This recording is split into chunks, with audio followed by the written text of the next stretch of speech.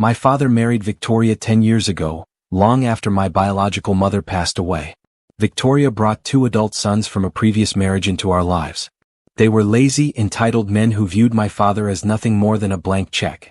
I chose to stay away from the drama, moving to the city to establish my career as a forensic accountant. My father was a wealthy man, having inherited a massive commercial construction company and a historic 100-acre estate from my grandfather.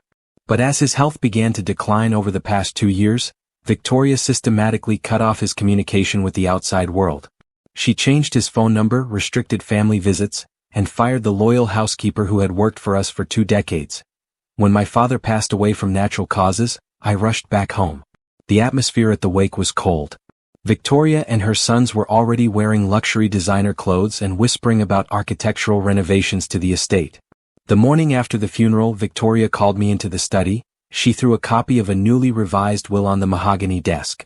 The document was dated just 3 weeks prior to my father's passing.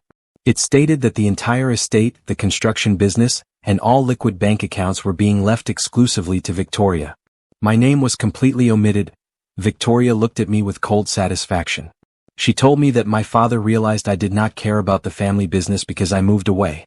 She gave me 24 hours to pack my personal belongings in plastic bags and leave. Her sons laughed as they escorted me to my car. Victoria assumed I would break down, hire a cheap local probate attorney, and drag out a useless dispute for years while she bled the accounts dry. She underestimated my professional training. I did not cry. I drove straight to a hotel, opened my laptop, and began analyzing the digital footprints of my father's business. As a forensic accountant, I know that greedy people always leave a trail. I used my legal rights as a biological heir to request an immediate, expedited freeze on all estate assets pending a formal probate validation. Then, I pulled the corporate filing history for my father's construction company. That is when I found the first major red flag. 2 months before his death, over $2 million had been transferred out of the company's primary corporate account.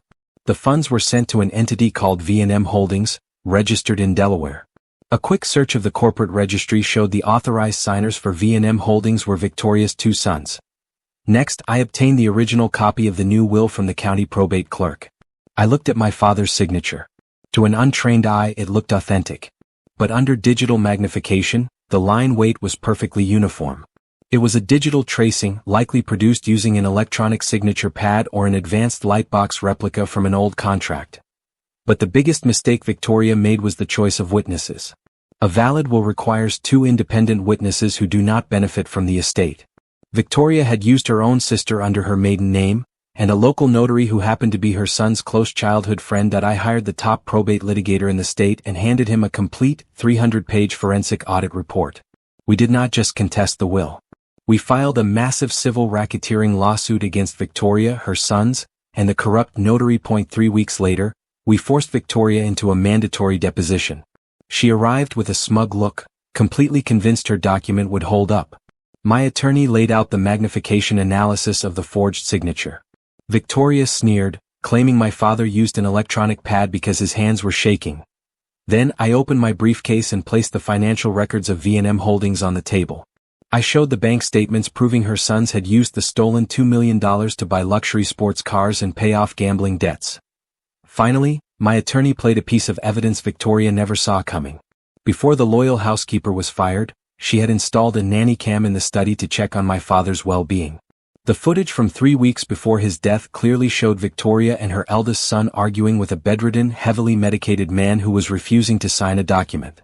The video explicitly showed her son stating they would forge it anyway. The transformation on Victoria's face from arrogant defiance to absolute panic was breathtaking. Her attorney immediately asked for a recess, pulled her into the hallway, and told her she was facing significant prison time for forgery, grand theft, and conspiracy. The legal counterstrike was absolute destruction. Victoria agreed to a complete and unconditional surrender of all claims to the estate to avoid an immediate criminal referral.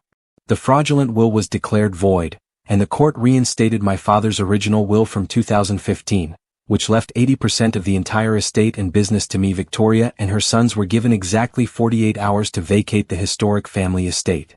I made sure to stand in the grand foyer, holding the exact same plastic garbage bag she had handed me weeks prior. Her sons had their luxury cars repossessed by the bank to cover the stolen corporate funds.